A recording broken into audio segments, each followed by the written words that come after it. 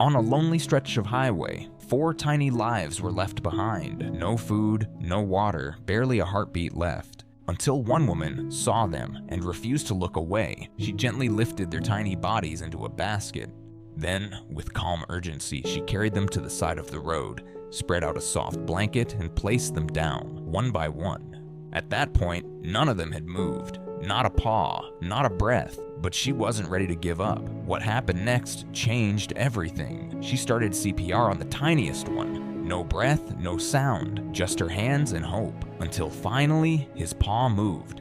The second was barely hanging on. She pressed on his chest, again and again, whispering, "Come back," and then he came back to life. She gave him a small sip of water, held him close, and tucked him beside his brother.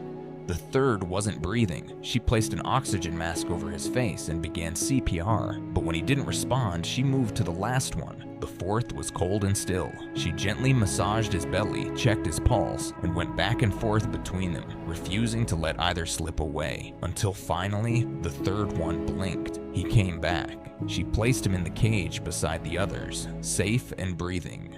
And then the fourth, one small breath, then another. She smiled through tears and gently laid him in the cage. Now all 4 were breathing, but they weren't out of danger yet. She knew they needed real care, and fast, so she rushed them to the vet, hoping it wasn't too late. At the vet, each puppy was carefully checked, one by one. Their heartbeats were monitored, temperature taken, and their tiny bodies gently cleaned. They were still weak, but alive, and now, finally in the hands of people who could help them heal. A few days later, everything had changed. They were eating on their own, tails wagging, playing like nothing had ever happened. The fear was gone, the pain behind them, and in its place, life.